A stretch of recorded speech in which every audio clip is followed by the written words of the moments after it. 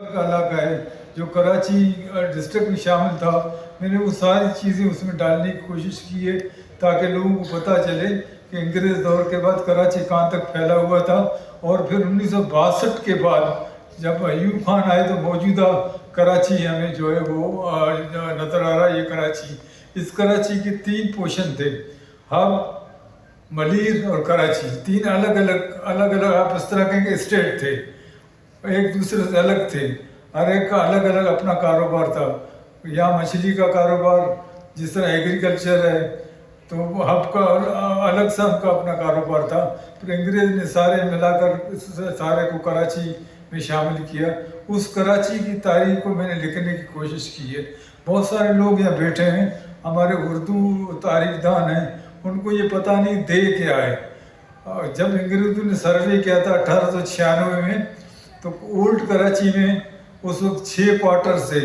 उसके बाद जब पार्टीशन हुआ तो 46 क्वार्टर हो गए थे।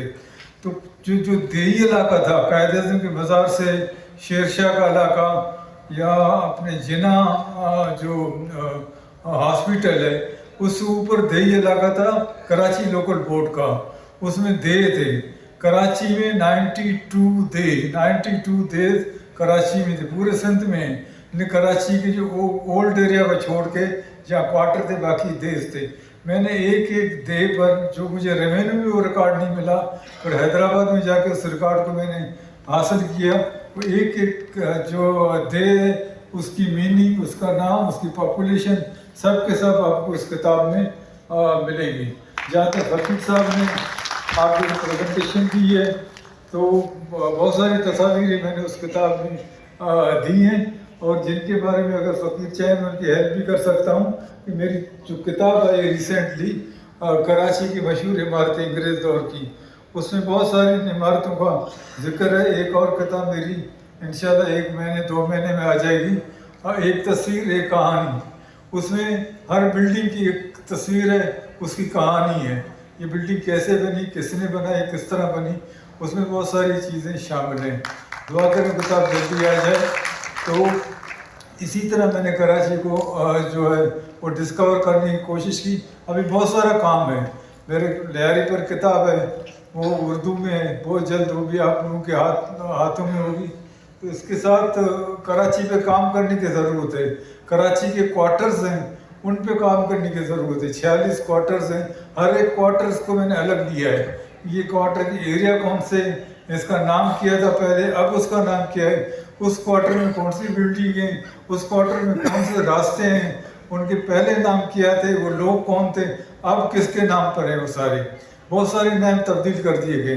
हरचंद्रा वशंदाज जो 10 साल तक कराची का मुंतखब, कराची म्यूनसिपलिटी का मुंतखब सदर रहा, उसका एक नाम पर एक रोड हमने बर्दाश्त नहीं किया, उसको हमने चेंज कर दिया। तो ये हमने अपने जो कराची के जो बनाने वाले हैं उनके साथ हम ये अशर किया। एक स्कूल, शोएब बिकट साहब बैठे हैं, एक स्कूल बचा है अब्राहम रोबन, तो वो इब्राहिम की वजह से बच गया। वो इब्राहिम था, लेकिन हमारे लोग समझते हैं इब्राहिम है, इसीलिए उसका नाम तब्दील नहीं किया। वो यहूदी था, जब लोगों को पता चले यहूदी था, उसका नाम भी तब्दील कर देते। तो जिस तरह चील चौक था, चील चौक भी इब्राहिम रोबन चौक था, उसका नाम फिर चेंज करके उस्मान चौक, फिर चील चौक रखा गया।